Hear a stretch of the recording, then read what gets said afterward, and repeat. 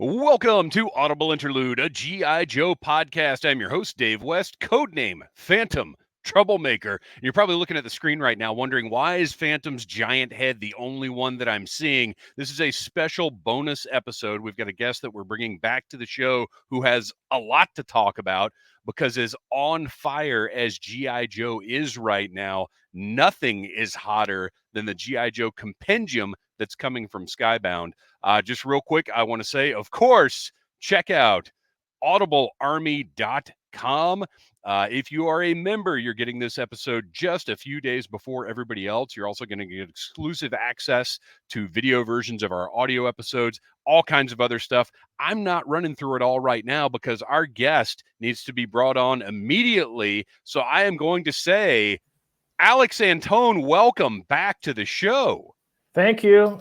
Glad to be here. Do you remember my G.I. Joe code name from the last time we talked? Oh my gosh, no, I don't. Well, I had the flu and was near death last time we talked. No, what was your code name? It's Coach. Coach. That's Coach. what they call me at work, so I just figured I'd apply it here, and I think it works. And we talked about how it's weird that there isn't already one in the myriad of G.I. Joe characters. So. Well, my dad. Unless I'm forgetting about one, I think you might be right. Well, and also they're like concept Joes that never happened and all kinds of other stuff. But we had a similar situation. So my dad, who's a retired lieutenant colonel from the Army, has been reviewing the old file cards with us. Like, we do a segment on the show where we'll take a look at the original file cards that Larry wrote. And my dad will give his input about what's in the file cards. And we told him he had to choose a code name, and he came back with Mongoose. Ooh. Which makes sense because Cobra, Mongoose, and we're going to get down to where that came from, or if it was just him literally saying, well, that's the enemy of a Cobra, so that's what I'll call myself. Smart. Sounds smart. But we thought it was completely original, but apparently somewhere in the, I think it was the DDP Comics run, there was a Mongoose somewhere along the way. People forget about the Devil's Due. Oh, I never will. I never will. As a matter of fact, Josh Blaylock is going to be at Joe Fest next week.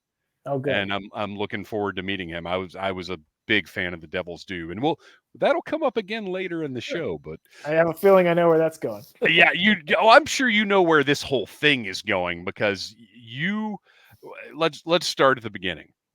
First of all, I'm thrilled to see you back again, and especially with the time that's passed, because it's been, I think, about 7 months since I believe it was November when we talked last, because issue 301 of Real American Hero, which you're the editor on, had just come out. Like, matter of fact, I don't even know if it was out yet. I think I had read the review copy, and maybe it was getting ready to launch. So a lot has happened between then and now. That's true. Yeah. And you even hinted towards this compendium, because one of the biggest questions I got after we released that interview was, well, and I'm sure one of the questions you guys were getting all the time was, well, are you going to collect the old Marvel comics? And now we have our answer. Here we are. And now we see exactly how many people were asking that question, because as of right now, there are 5,000. Oh, it just jumped up 3 more. 5,979 backers, and the G.I. Joe Real American Hero Compendium set is at $2,144,699. Yeah, I'm still not. Do those numbers even mean anything to you? They're so huge. It's so insane. Yeah, no, it's crazy. I mean, obviously, we knew there was an audience for this stuff. That's why we're doing it. We wanted to make something really, really awesome, and that's why we did it on Kickstarter. But I don't think anyone could have predicted. We still have 12 days left, so who knows how far this thing's going to go. But just feeling very, very lucky and fortunate to be in this position, and thankful for all the fans that have backed this campaign thus far and made it what it is. Because it's pretty amazing to see the G.I. Joe community come together. 6 minutes. Yeah, 6 minutes. The G.I. Joe community came together. and then fought over those book plates to right. the death. I got, as soon as the thing went up, because I'll be honest, I was on the fence about it because I have almost all of the issues already in one or two forms. Yeah. And I was just like, oh, I know it's going to be a financial commitment, which it should be. Yeah. I just wasn't sure. And then as soon as the Kickstarter went live and I started looking through it and I thought about getting everything in one shot, and that regardless of any copies that I may already have, these were going to be the nicest releases of these stories ever. Yeah, absolutely. As a G.I. Joe fan, I couldn't not have that. So fortunately, I jumped on and backed the Cobra edition with the book plate. You got it. Oh, congratulations. you got one. And like, well, I don't know how quickly those sold out, but almost immediately. Yeah. And then we did another, because they sold out so quickly. We were like, gosh, I guess we should have gotten more of these. It's, Larry cannot sign 10,000 book plates, which is Right. probably what people would want if we could, if logistics and everything wasn't a factor. But we had him sign another 500, and we were like, how do we do this? And those were crazy. Those were gone in literally minutes. I was the one putting them up, and by the time I started with the His Tank one, which is both sets, and then I went to the Cobra Commander one, which is just the Cobra set. And by the time I was putting up that set, or by the time I finished putting up the Cobra Commander set, the His Tank set was all gone. And it takes maybe a minute to add a tier, and you have to be a little careful because you don't want to screw anything up. But and it was crazy. And the people that got them were happy, and the people that didn't get them were very unhappy. And I apologize for that. But there's only so much I can do. And I think our goal was to get more book plates to more people, and that we succeeded in that regard. But Larry is, like you said, is at conventions. Hopefully, for the people that missed out on book plates, they can get him to sign copies and other things and other ways. And he's very gracious about signing comics and books and figures. And what I've had the good fortune to meet him several times over the years, and I've got anything you can think of, like any different format of G.I. Joe, I have had him sign. And as a matter of fact, I've got a sketch that he did of Firefly, who's my favorite Joe. He's drawn Firefly again as a trading card. So I couldn't believe it. Just for you, Dave. I did the assignments. When I learned what characters got picked, I was like, okay, who do I want to see draw what? The one that I was bummed out about was, I think it was, hold on, I will check because I don't want to mess this up. It was, it was Rod Wiggum. I wanted Rod Wiggum to do Beachhead because he created Beachhead, or at least was like the first artist to draw Beachhead rather in a comic. But I needed to have him do a Cobra character because of the way that it had been done. The way that it fell out. And I didn't, and I'd already advertised that he was going to do a Cobra character. And so I didn't want to, no false advertising here. So I had to keep it like it was, but I knew, like, okay, I want Larry to do Firefly. I actually gave Larry first pick. I was like, Larry, do you want to do, what do you want to do? And I said, I would recommend Flint and Firefly, but pick whoever you want to pick. And that was, he took my recommendation. So I was surprised by the Beachhead. He was I would think the number one Joe character that was voted on. So that he's a big one. I mean, when the Cobra Island figure came out in the classified series, that was one of the most sought after figures at the time. And now people are very excited about the retro version of him. So he's got a lot of personality, and I think he's got a lot of fans. Sneaky hot character. Yeah. Right. So we're going to get a little deeper into the weeds on the Compendium, but I do want to talk about Real American Hero just a little bit more. So as I said, 301 was coming out the last time we talked. We just did our review of issue 306, where we saw that Paul Pelletier is stepping in for a little while Chris Mooneyham is working on future issues, which seems like a very good plan, by the way. Yep. Thank you. Yes, just like Larry Hama can't sign a gazillion book plates, these guys can't Right. draw every issue every month forever. So our goal is with the art assignments is to get long runs from people as much as possible. And obviously, number one priority is just make sure the books look good.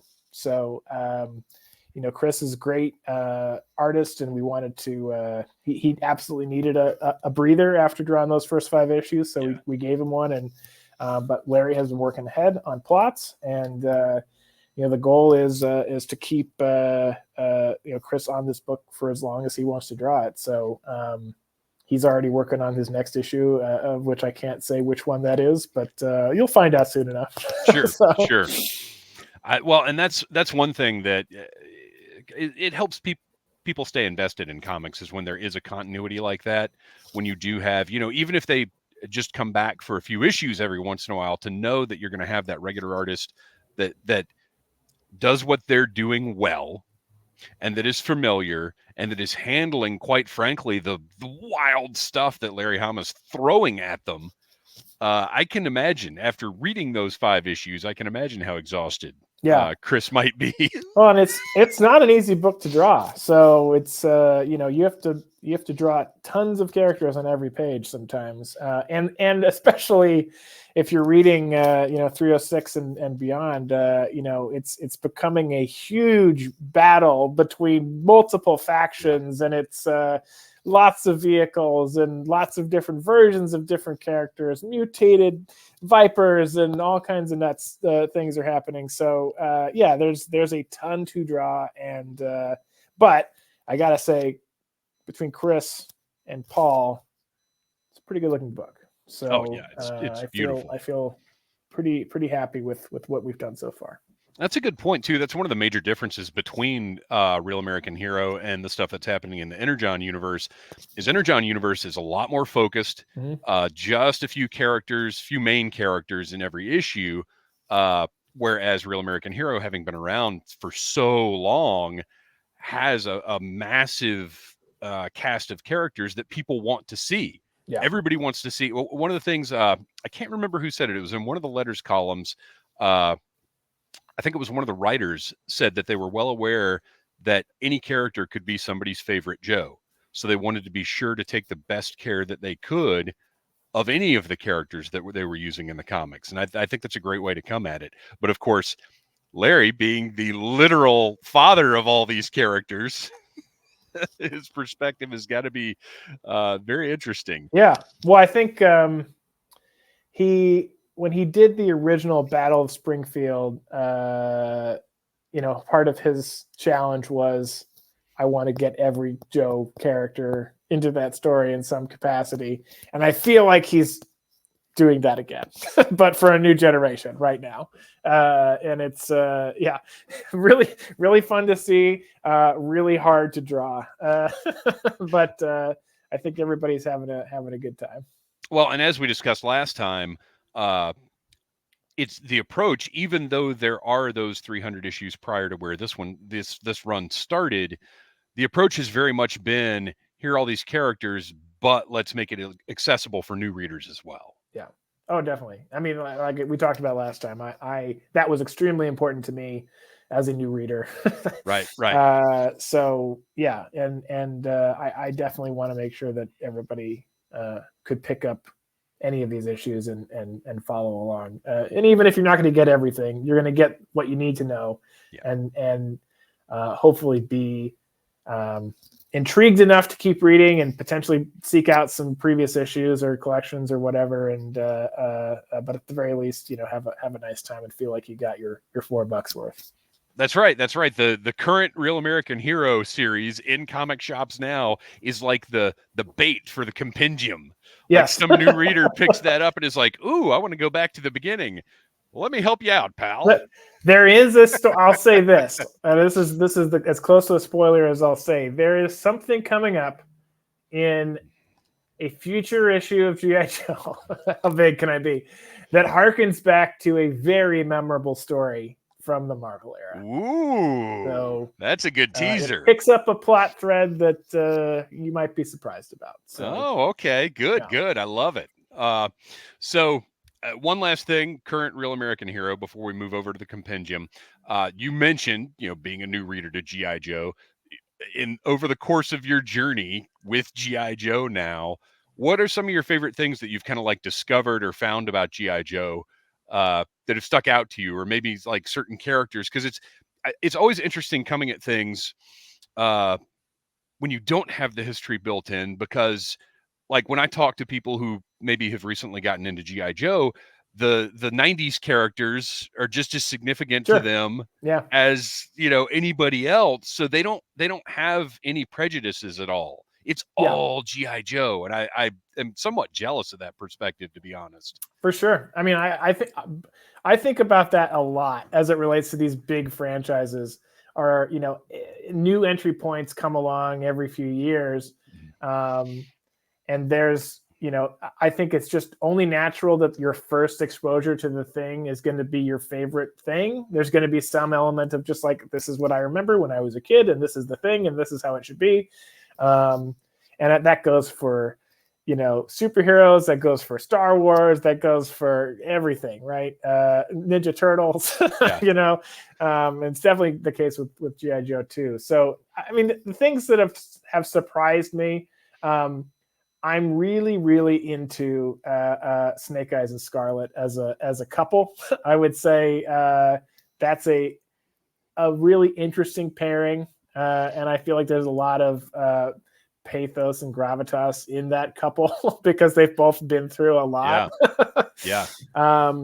And the scene, I think it was in 302 or 303, where they're in the cabin and the cyborgs come and attack them.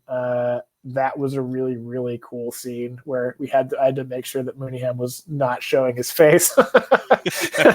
So there was one panel where I was like, I can see his face. You have to put a shadow on that or something. What are you doing? I think there's something really, really special. And it's no surprise. I think Snake Eyes is an awesome character, and just like, clearly, obviously, the fan favorite by a long mile. But I think you can expect that from a basic GI Joe fan like me to go, oh yeah, this guy's pretty awesome. I get it. Well, and look, he's been, especially in the comics, again, the backstory that has been developed and everything that he's been through, everything that Scarlet has been through. You're right. There is a significance there. Absolutely. Yeah. But no, I mean, there's a lot of characters that are popping up and surprising me. And, it's I would love to see at some point some more, not so much like we did with the Underground universe, but like, a few issues that spotlight one character or two characters more closely. Because it does seem, as we ratchet up this big battle, it is a lot of jumping around to a lot of different factions and a lot of different characters. And Larry does a good job of making sure that everybody has their unique personality and brings something to the table and all that. But there's, I mean, I think the funeral scene in issue 302 was like extremely effective. It's the quieter moments, I think, that I have grown to appreciate as a comic book fan and a comic book editor, because I think it shows you like really who these characters are sometimes. But I'm definitely, I can really appreciate the fact that on the Joe side of things, like these guys are a family. They're a found family, and they have each other's backs. And that's part of the fantasy of this, is like finding a group of people that have your back, no matter what, even if you disagree with them on certain things. Like when push comes to shove, and Cobra's, knocking at your door, like, I got you, and that's pretty cool. Well, and those quiet moments are significant. The quiet moments, the character moments, when we see two people just sort of having conversation, because those lend the more bombastic stuff gravity. Like, if it was just explosions and gunfights all the time, then none of it would mean anything. It is totally those character moments that make everything matter. You get it. You get it for sure. You should be an editor. I try to. All right. So, having established a nice little modern Real American Hero basis, let's get into this compendium. It launched on May the 28th. And I appreciate that it presented different ways to collect those first 155 issues of Real American Hero that were originally produced by Marvel, because right up front, there was the option for PDFs and physical media. Yep. And if you get the physical media, you get the PDFs too, which is great, because I am, thanks to Skybound, actually, because I love my review copies, I am adjusting to reading comics on the screen now, which is something I never wanted to do before. I'm just curious, do you read it on like a tablet, or do you actually read it on your computer? No, I just put it up on the computer, and my son keeps telling me, like, why do you not have a tablet for these? And actually, even my co-hosts, Christian, I can't remember what he reads it on, but whatever he reads it on presents, because when I read them, the double page spreads are split up because of the PDF format. Whatever he reads, like, puts, I don't know what he's looking at all. Could be a setting you can mess around with, but that I worked at before I was at Skybound, I worked at DC at the early days of Comixology and figuring out some digital comics, and the double page spreads were always the thing that screwed everything up, because it's just like, do you turn it sideways? How do you read this? Like, and then when you turn it sideways, if you don't have the settings of your tablet set properly, like that screws it up. And then it's like, how do I, you put it down and you try to turn your head so that you can read it and it doesn't move on you. I don't know. Physical media is still pretty great when it comes to comics, but it's where it's at. If you got a nice wide screen on your computer, I guess that's a good way to do it too. Yeah, I mean, it works. And again, I want to be reading these stories. I want to be talking about them on the show, so it's totally worth it. So this is all the Marvel stuff. It's, as I said, Real American Hero 1 through 155, yearbooks 2 through 4, special missions 1 through 28, which I'm super excited about those, because that I have the first 11 issues, but nothing after that. So and I have not read anything after that either. So this is going to be a first time read for me when these come. Right. And then G.I. Joe and Transformers 1 through 4, G.I. Joe Special number 1. And again, just the fact that physical and digital are going to be available is fantastic, because obviously we're in a world now where there are probably avid comic readers who have never touched a physical comic book. True. Yep. So funded in 6 minutes. We already covered that. Currently over $2 million. 15 stretch goals unlocked. I'm not running through all the stretch goals. I highly recommend everybody check out. If you're listening, you can go into our show notes and find a link to the Kickstarter. If you're watching us on YouTube, click in the description. We've got a link there. Go check out the Kickstarter. Look at all the stretch goals. We got to talk about them, though, because what were there initially? Were there 8 or 10? How many were there? We had a dozen. A dozen? Okay. Goals, and you blew through them in like the first day. It was crazy. And yeah, it was, we couldn't, I literally couldn't keep up. And this is my 8th or 9th Kickstarter campaign that I've run at this point. Oh, okay. Okay. And most of the time, I can kind of gauge how we're going to do, and I can gauge how long these stretch goals are going to last, and all of that. But the numbers just kept going up, and it was obviously the first day was an amazing first day, which was a historic day because we were actually of day one comics Kickstarters. That's the best that's ever happened in the history of Kickstarter. So pretty cool little accolade that G.I. Joe fans can. Joe? Yeah, there you go. But even after day one, it just kept going up, and we were like, at some point, this is going to flatten out, and it hasn't. It still hasn't. Really. It's up right now, and it's still going as we talk. It's wild. So yeah, no, I mean, obviously we knew day one, like, I think we're going to run out of stretch goals here. So, we immediately, I had some ideas of things that we could do in sort of a best case scenario, but this is like a quadruple best case scenario that we're dealing with right now. So, I mean, the first kind of big one was the G.I. Joe yearbook number 1 reprinting. We did our Hama cut in the direct market. And we said, well, let's do a Hama cut for yearbook number 1, especially because, while I think I'll explain. A lot of people ask, like, why isn't yearbook number 1 in this? You have yearbook 2. You don't have. The reason was because it's all reprint, basically, with the exception of, it's all reprint. So originally we were not going to include any of it except for the cover, because we were like, well, we don't want to not have this awesome Michael Gould cover in this. but the response was so like, it's very clear that what people want is as complete a version of everything as you can possibly provide. So everything. Yep. So and like we're gonna get close. It's not going to be perfect, but we're going to get as good as we can possibly get. So we decided we are now actually including a lot of yearbook number 1 in compendium number 2, but in the interest of completion. But in the way that compendium that yearbook number 1 was originally done was basically the first issue of G.I. Joe and then a bunch of additional stuff and recap of the story thus far. So we thought, since that isn't really part of this in the same way that I think the rest of the yearbooks are, let's do a special Larry Hama cut edition that is exclusive to this Kickstarter, which is pretty cool, because this won't be reprinted anywhere else ever again. So again, it's a way to reward the fans that have pledged this Kickstarter, because we're so thankful for them, and it's a free comic that they'll get, and this is the only way to get it. So hopefully that's one of many thank yous. These are all the stretch goals.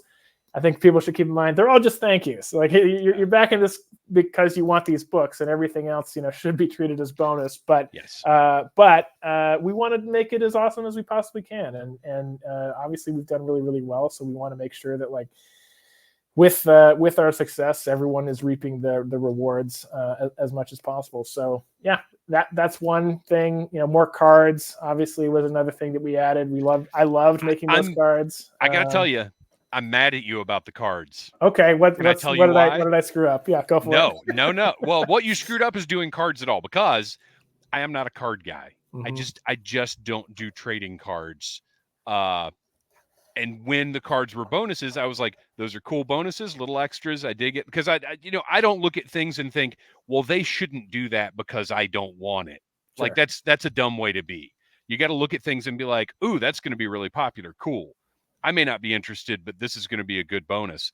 So you get these trading cards, and I'm like, okay, well, there's only, what were there, 6 of them initially? 6 to start, plus 3 to be voted on. Yeah. So, and I was like, it's 6 cards. What? Maybe I'll try to flip them or something. I don't know. And then you keep adding cards, and you're adding cards by like Lee Weeks and Rod Wiggum and Ron Wagner. And I'm like, stop. Because now stop. Please. Now these are awesome. And I can't just look at them and be like, they're trading cards. Now, like, it's a set. It's not just a few cards, it's a set. So you've got me like super into these trading cards now. I'm so glad. So unlike you, I absolutely am a trading card guy, or certainly was when I was growing up. Baseball cards, Marvel cards. I was when I was growing up. Everything. Like the 90s X-Men cards. Yep. Or the Marvel cards. Big time. Yeah. Star Wars card. I collected it so much growing up. I was definitely a card nut, and so this scratched an itch for sure, because I'd always wanted to do cards, but never I was a comic book editor, so it wasn't really a thing that wasn't in the cards, so to speak. Just didn't come across your desk. Yeah, but yeah, now once we started to come up with this campaign, it was obvious to me that I felt like fans would respond well to these cards, because there have been G.I. Joe cards in the past. We wanted to do our own version of those G.I. Joe cards, and I wanted, we talked about, my day job is hiring great artists to do cool things. So and the opportunity to reach out to Lee Weeks, who I think is one of the best artists of all time. Yeah.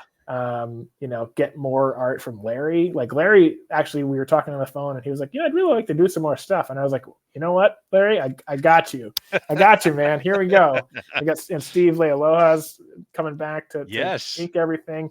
Larry already sent his Firefly sketches to me. He already sent his Flint sketches to me. So those are in progress. So, and then the ability. So we did the cards that I felt were the most likely cards that people would want first, and then I think it was our publisher Sean Makowitz who had the idea to have fans vote on the rest, and I was like, that's great, because there's so many characters, everyone's going to have a favorite. Let's just make this a democratic process of who is on the next set of cards. So were you surprised by the results? You know what? I am rarely surprised by GI Joe fans anymore because there's You're so always going to tapped be in.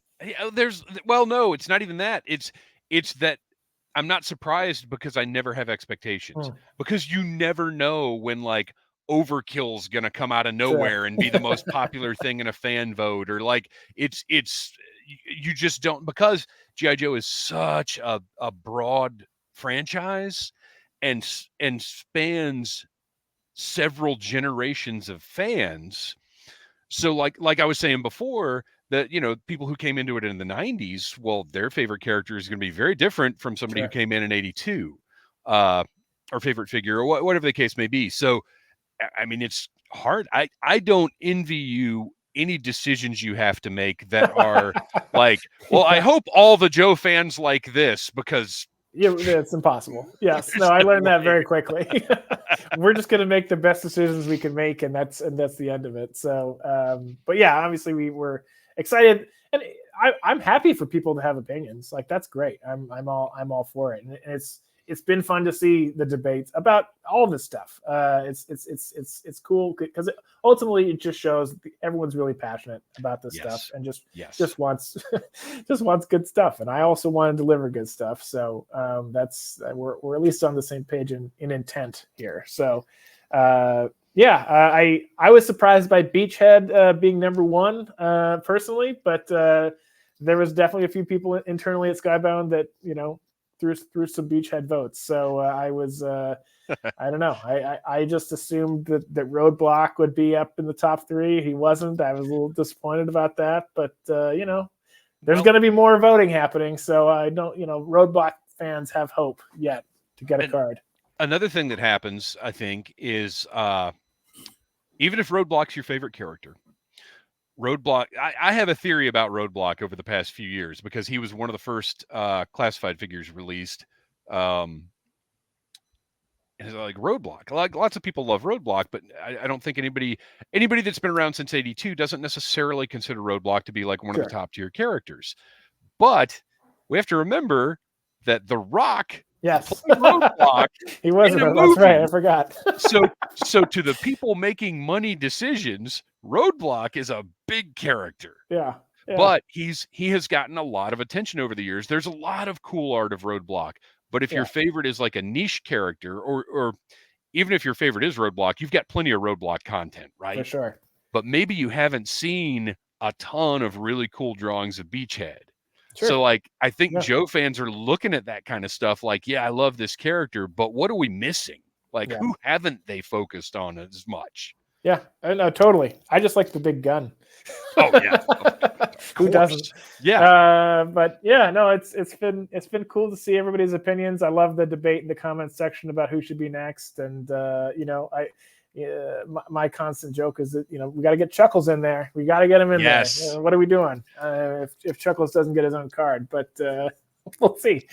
We'll see how it goes. Speaking of Chuckles, I mentioned, there next week, Joe Fest in Augusta, Georgia, big GI Joe convention. I just found out there is going to be a Chuckles Power Hour where every Chuckles cosplayer is going to show up in one place. So there's going to be like 50 or 70 Chuckles standing. I'll be around. honest, that's too many Chuckles. That's too many.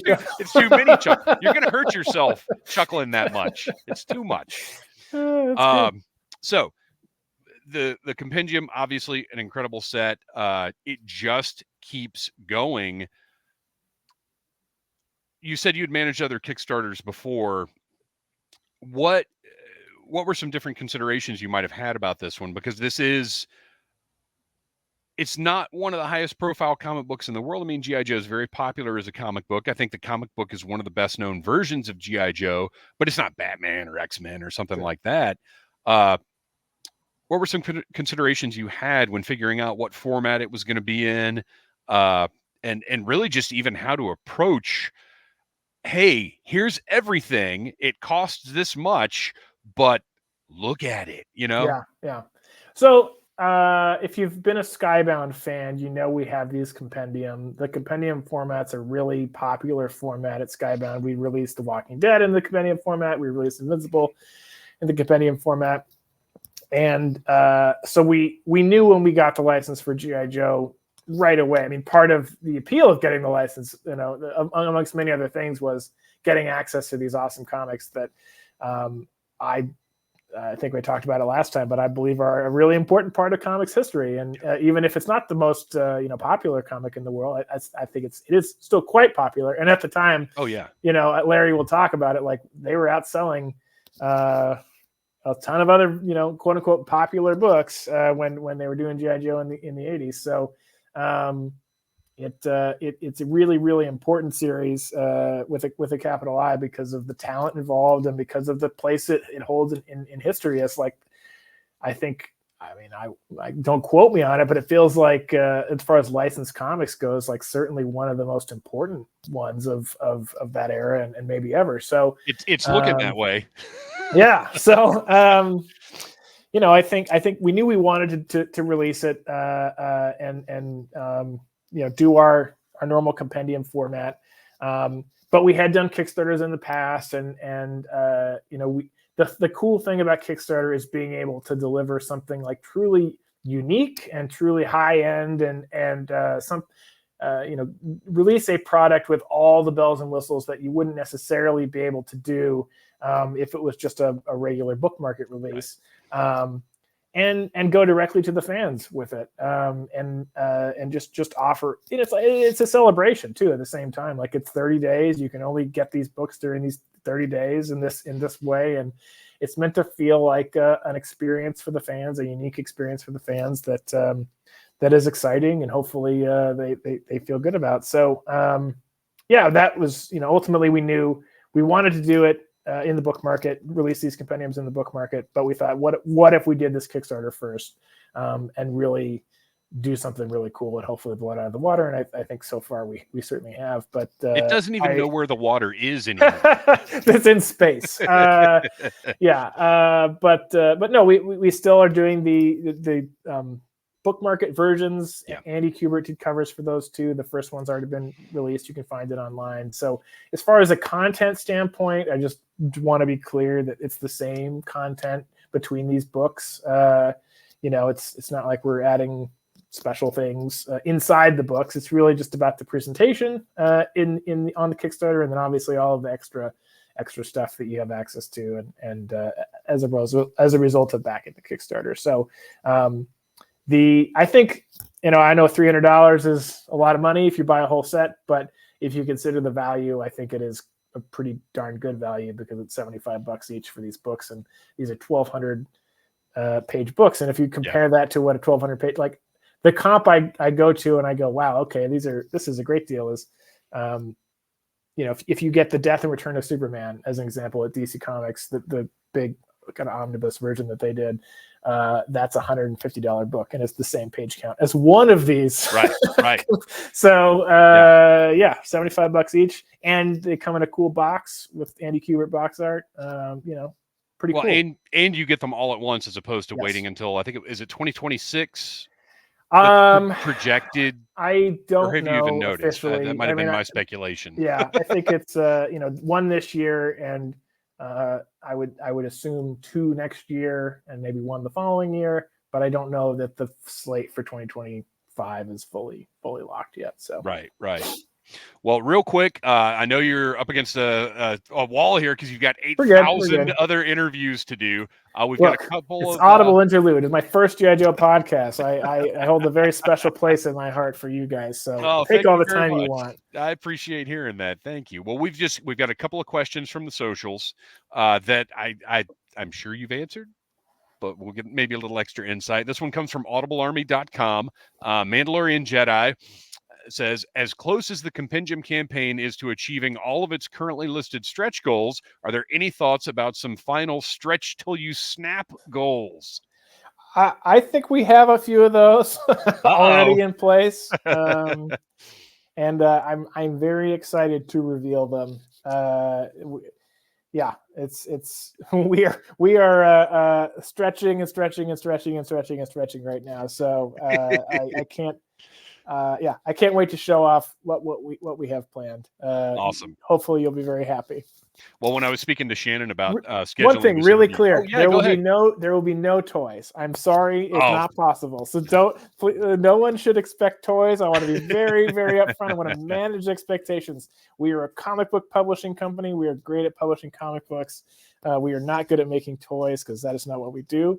But yes, we will do cool stuff. So no, all we need. See, this is where we hit up Hasbro and say, "Hey, Hasbro, where are the Skybound toys?"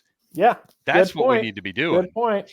When I was talking to Shannon about scheduling this last week, she said, with any luck, we'll be over 2 million by the time you do the interview. And I was like, oh, there's no way you won't be. This is inevitable. All right, we've got one more. This is from Audible Interlude Podcast on Instagram. Vintage Scoundrel asks, I think the only real question is, can they or would they collect the IDW run into compendiums to have a truly complete Hammer run? And of course, I think Vintage Scoundrel is true to his name. A true scoundrel. I can't answer that question. Of course not.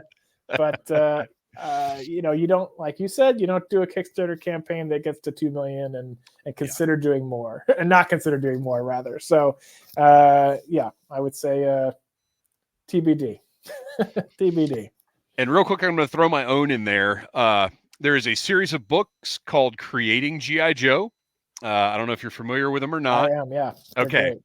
I would just like to throw out there a Creating G.I. Joe compendium would be pretty sweet. That would be cool. Yes, as I have started getting more and more into the G.I. Joe community, I'm seeing a lot of really amazing creators that have turned out some really cool stuff.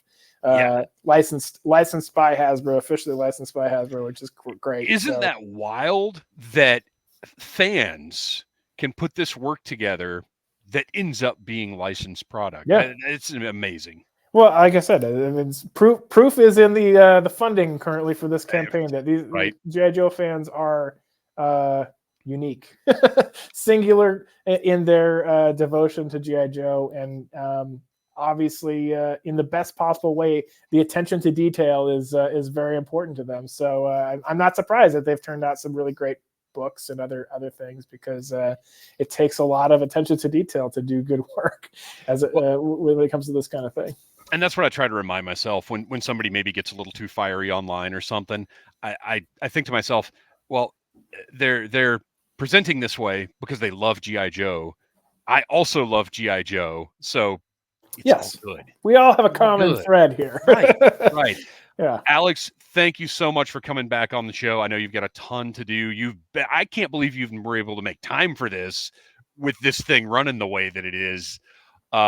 But thank you so much for coming on. It's been great talking to you again. Absolutely. Did we hit another stretch goal while we were talking? Almost. I hope you've got at least 6 more lined up, because it looks like we just blew through the last 2.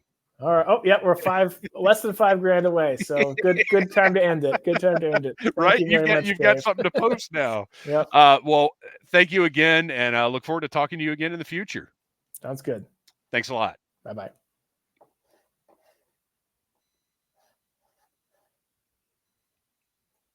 Almost hit